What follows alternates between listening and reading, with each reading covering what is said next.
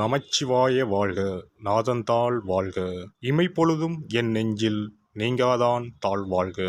வாழ்க வளமுடன். அனைவருக்கும் இனிய வணக்கங்கள்.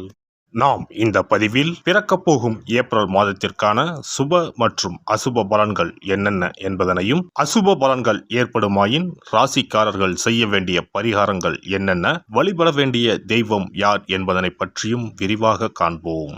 உங்கள் வாழ்வில் வளமும் நலமும் செல்வ செழிப்பும் பெற்று வாழ்வில் உயரிய நிலையை அடைய எல்லாம் வல்ல இறைவனை வேண்டி விரும்பி கேட்டுக்கொள்கிறேன். நிகழும் ஸ்ரீ மங்களகரமான சோபகிருது ஆண்டு பங்குனி மாதம் 19ஆம் தேதி திங்கட்கிழமை அன்று சப்தமி திதியில் மூலம் நட்சத்திரத்தில் வரியான் நாமயோகத்தில் அமிர்தயூகம் கூடிய நன்னாளில் இந்த மகத்தான ஏப்ரல் மாதம் பிறக்கிறது.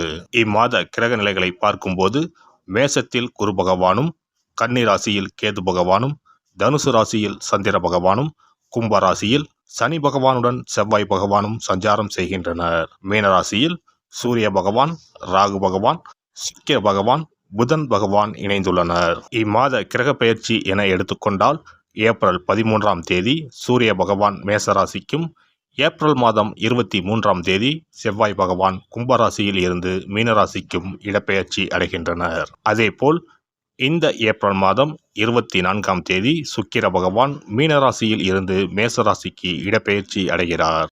மீனராசி அன்பர்களே, இந்த மாதம் பொருளாதார வசதி திருப்தி தருவதாக இருக்கும். எதிரிகள் பணிந்து போவார்கள். ஆடை ஆபரணங்கள் சேரும் வாய்ப்பு உண்டாகும். சிலருக்கு புதிய வாகனம் வாங்கும் யோகம் உண்டு. வசதி வாய்ப்புகளுக்கு குறைவு இருக்காது. ஆனால் உடல் ஆரோக்கியத்தில் மட்டும் கவனம் தேவை. மாத பிற்பகுதியில் உங்களுக்கு ஏற்பட்டிருந்த அவப்பெயர் விலகும். குடும்பத்தில் மனைவி மற்றும் மகளின் ஆலோசனையை கேட்டு செயல்படுவது நல்லது. பிள்ளைகளால் தர்ம சங்கடமான நிலைமைகளை சமாளிக்க வேண்டிய சூழ்நிலை ஏற்படக்கூடும். தந்தை வழியில் எதிர்பார்த்த காரியங்கள் இழுபறிக்கு பிறகு முடியும். நவீன ரக மின்சார மின்னணு சாதனங்களை வாங்குவீர்கள். பழைய வாகனத்தை மாற்றி புதிய வாகனம் வாங்கும் யோகம் உண்டு. உறவினர்களால் அனுகூலம் ஏற்படும் என்றாலும் சில பிரச்சனைகளும் ஏற்படக்கூடும். மாத முற்பகுதியில் சகோதரிகளின் அன்பும் ஆதரவும் உங்களுக்கு மகிழ்ச்சி தரும். மாத பிற்பகுதியில் தாய்மாமன் வகை உறவுகளால் சில தர்ம சங்கடமான சூழ்நிலை எதிர்கொள்ள நேரிடும். சகோதர வகையில் எதிர்பார்த்த காரியம் அனுகூலமாக முடியும். அலுவலகத்தில் பணிச்சுமை அதிகரிக்கும். எதிர்பார்த்த சலுகைகள் கிடைப்பதில் தடை தாமதங்கள் ஏற்படக்கூடும். சக ஊழியர்களிடம் போதுமான ஒத்துழைப்பு கிடைக்காது. மேல் அதிகாரிகளை அனுசரித்து செல்வது எதிர்காலத்திற்கு நல்லது. தொழில் மற்றும் வியாபாரத்தில் எவ்வளவு உழைக்கிறீர்களோ அவ்வளவுக்கு லாபம் கிடைக்கும். பற்று வரவு சுமூகமாக நடைபெறும். மறைமுக போட்டிகளை முறியடிப்பீர்கள். சக வியாபாரிகளுடன் இணக்கமாக பழகுவது நல்லது. குடும்பத்தை நிர்வகிக்கும் பெண்களுக்கு சற்று சிரமம் தரும் மாதமாக இருக்கும். ஆனாலும் பெரிய அளவில் பாதிப்பு எதுவும் இருக்காது. அலுவலகம் செல்லும் பெண்களுக்கு அலுவலகத்தில் பணிச்சுமை அதிகரிக்கும். கலைத்துறையினருக்கு கொடுக்கல் வாங்கலில் இருந்த பிரச்சனைகள் தீரும். நீண்ட நாளாக இருந்த கஷ்டங்கள் நீங்கும். எதையும் செய்து முடிக்கும் சாமர்த்தியம் உண்டாகும். அரசாங்கம் மூலம் லாபம் ஏற்படும். வெளியூர் அல்லது வெளிநாட்டு பயணம் சாதகமாக இருக்கும். அரசியல் துறையினர் வாக்கு வன்மையால் எதையும் சாதித்துக் கொள்வீர்கள். புதிய பதவி, புதிய பொறுப்புகள் ஏற்படலாம். மேலிடம் கொடுத்த வேலையை செய்து முடித்து அவர்களின் நன்மதிப்புக்கு ஆளாவீர்கள். மாணவர்கள் புத்தி சாதுரியத்துடன் நடந்து கொண்டு மற்றவர்களின் பாராட்டை பெறுவீர்கள். கல்வியில் மேன்மை உண்டாகும். நட்சத்திர பலன்கள். பூரட்டாதி 4ஆம் பாதம். இந்த மாதம் விரும்பியது கிடைக்க கூடுதல் முயற்சி தேவை. பண வரத்து அதிகரிக்கும். பயணம் மூலம் லாபம் கிடைக்க பெறுவீர்கள். புதிய நபர்கள் நட்பு உண்டாகும். வாகனம் மூலம் லாபம் வரும். அரசாங்கம் தொடர்பான காரியங்களில் சாதகமான பலன் கிடைக்கும். உத்திரட்டாதி நட்சத்திரம். இந்த மாதம் பல விதத்திலும் புகழ் கூடும். மற்றவர்கள் பிரச்சனைகளில் வாதாடி வெற்றி பெறுவீர்கள். தொழில் வியாபாரத்தில் இருந்த போட்டிகள் விலகும். பழைய பாக்கிகள் வசூலாகும். வியாபாரம் விரிவாக்க செய்ய தேவையான பண உதவி கிடைக்க பெறுவீர்கள். உத்தியோகத்தில் இருப்பவர்களுக்கு நிலுவையில் இருந்த பணம் வந்து சேரும். மேல் அதிகாரிகளால் உதவிகள் கிடைக்கும். சக ஊழியர்கள் மத்தியில் இருந்து வந்த எதிர்ப்புகள் நீங்கும். ரேவதி நட்சத்திரம். இந்த மாதம் குடும்பத்தில் மகிழ்ச்சி நிலவும். உறவினர்கள் வருகை இருக்கும். திருமணம் போன்ற சுபகாரியம் நடக்கும். நிலம், வீடு மூலம் லாபம் கிடைக்கும். கணவன் மனைவிக்கு இடையே நெருக்கம் அதிகரிக்கும். சுவையான உணவுகள் கிடைக்கும். மனோபலம் கூடும்.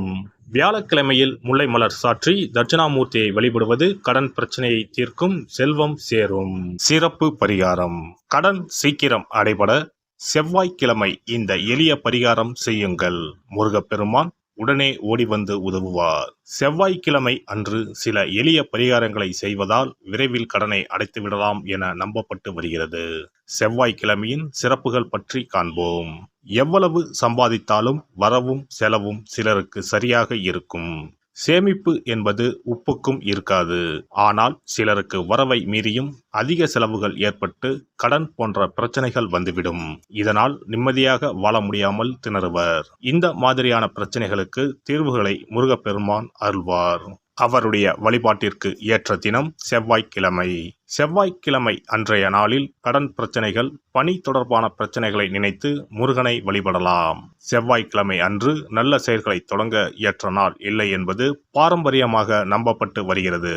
ஆனால் செவ்வாய்க்கிழமை ராகு காலத்தில் செய்யப்படும் வழிபாடு பூஜைகளுக்கு ஆற்றல் அதிகம் என்பது ஐதீகம். செவ்வாய்க்கிழமை அன்று வரும் ராகு காலத்தில் அம்மன் துர்க்கைக்கு எலுமிச்சை தீபம் ஏற்றி வழிபாடு செய்தால் திருமண தடை விலகும். எப்பேற்பட்ட பிரச்சனையாக இருந்தாலும் உடனடியாக தீரும் என்பது ஐதீகம். அதே போலவே துர்க்கை அம்மனுக்கு ராகு காலத்தில் எலுமிச்சை மாலை போட்டு வழிபாடு செய்தால் நல்ல வேலை கிடைக்கும், நம்முடைய கடன் பிரச்சனைகள் தீரும் என ஆன்மீக பெரியோர் கூறுகின்றனர். செவ்வாய்க்கிழமை அன்று செய்ய வேண்டிய பரிகாரங்கள். எவ்வளவு அடைத்தாலும் தீராத கடன் சுமை இருப்போர் செவ்வாய்க்கிழமை அன்று வீட்டில் ஒரு எளிய பரிகாரத்தை செய்தால் அவர்களுடைய மொத்த கடனம் அடைவதற்கான வழிகள் கிடைக்கும். செவ்வாய்க்கிழமையில் வருகின்ற செவ்வாய் ஹோரையில் இந்த வழிபாட்டை செய்ய வேண்டும். அந்த ஒரே நாளில் 3 வகையான பரிகாரங்களையும் செய்தால் மட்டுமே முழு பலனையும் பெறலாம். முதல் செவ்வாய் ஹோரை.